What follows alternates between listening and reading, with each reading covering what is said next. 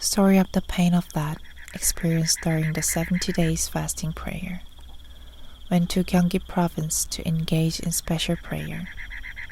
After serving in the Vietnam War twice, I sold all the electronics I brought back and raised money to build a church in my hometown. With the church built, debts piled up, and debt collectors chasing me, I had to move to my older brother's house in Gyeonggi province. While staying there briefly, I managed a small bakery in a shopping district. However, focusing solely on preaching, I neglected to business, leading to its decline. At that time, the Holy Spirit enlightened me, saying, before undertaking significant work, you must invest significant effort. It was a call for extended prayer. Eventually, I closed the bakery, set aside special prayer times, and started praying.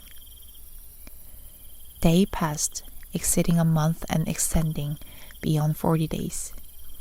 With nothing left in the house and no money, I wondered, is there anything to eat? I found only one packet of ramen soup. Starving, I tasted. Surprisingly finding it's not too salty and quite delicious. Feeling a spiritual feast, I eventually consumed it all. With nothing to eat, hungry but in a state of starvation, I had no choice but to pray aimlessly, since I couldn't conclude a 30 days or 40-day fasting prayer without food. I continued reading the Bible and praying, experiencing the spiritual world extensively. A day felt like a week, alternating between the spiritual and physical realms. During this period, I frequently lost consciousness and collapsed, gradually reaching an unsustainable state after 40 days of fasting. After surpassing 40 days of fasting, I began to deteriorate, becoming physically incapable of standing up. Exhausted, I couldn't muster the strength to get up. My stomach and intestine were dried up, and I drifted in and out of consciousness. At this point, my mother and younger sister came up from the countryside, thinking I was living alone. However, upon finding me collapsed on the floor without anything to eat, my mother was shocked. Witnessing my dire situation, battered and unable to survive, she uttered, "He's going to die like this. He can't live. It's too difficult."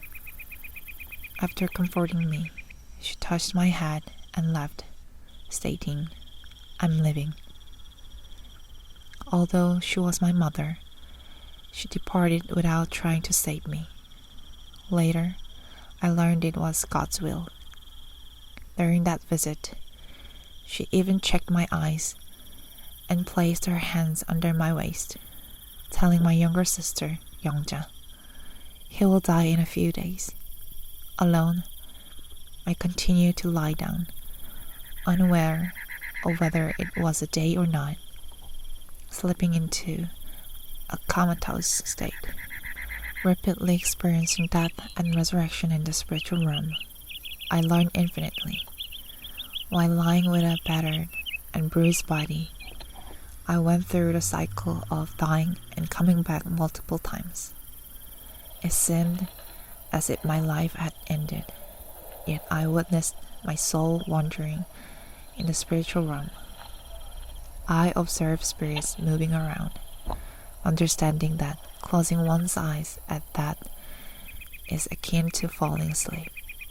Repeating this cycle every day, I lost track of time, and there was no one to ask about its passage. During this period, I learned and realized profound things in the spiritual realm. I wept for 20 days straight upon realizing the unjust death of Jesus on the cross and the ignorance of people who unjustly caused his death, not recognizing him as the Messiah. Tears continued to flow relentlessly until Jesus told me to stop. At that moment, I pledged to spread the gospel of this era worldwide. Additionally, I gained insight into greatest human suffering, hunger, and the pain of illness due to the inability to eat. I vowed to console and heal the poor and the sick, following the example of Jesus. Unable to rise or move any longer, I spent time aimlessly, either lying down or prostrate. Eventually, I resigned myself to death. However, considering the advice from the Holy Spirit before starting the fasting prayer, stating that significant efforts are required for significant outcomes, that did not seem imminent. During this time, I heard a knocking sound one day. Since I couldn't move, I remained still, and a high school student who used to visit my bakery opened the door and entered, calling my name. He entered my room, seeing me lying down, and asked, "What happened? Where does it hurt?" When I mentioned my inability to eat, he insisted on giving me everything he had, even if I couldn't eat it. Subsequently, he took care of me, buying bread and groceries. However, I refrained from eating immediately, fearing potential complications. He provided water, and I consumed only that along with small portions of yogurt. Later, he even fed me with a spoon when I was strong enough. At that point, I hadn't eaten for over 2 months, surpassing 70 days. From that moment on, with the help of God, the Holy Spirit, and the student, I gradually recovered. Unable to eat, I was at the brink of that, but God and the Holy Spirit intervened to save me from that. During this period, God led me to pray specifically that letting all my food resources. While fasting, I experienced death and resurrection several times. Without God, the Holy Spirit, and Jesus, I would not have survived the extreme physical and spiritual ordeal. However, during this time, I explored the spiritual realm extensively. Looking at the calendar, I realized I had prayed and fasted for over 70 days.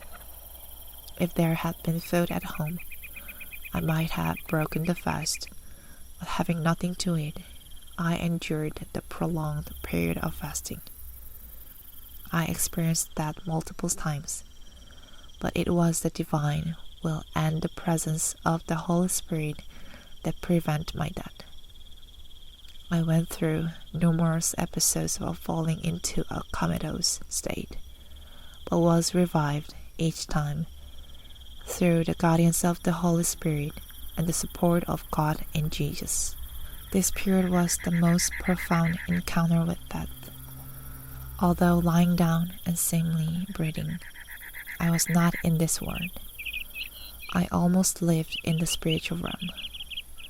It was during this time that I understood the mysteries of the Bible, comprehending Jesus' entire life and how the Messiah would come again. After this prayer, God showed me a dream, and I returned to Myeongseok. Even after that, I continued 40-day fasting prayers, engaging in 30, 20, or 50 days fasting prayers.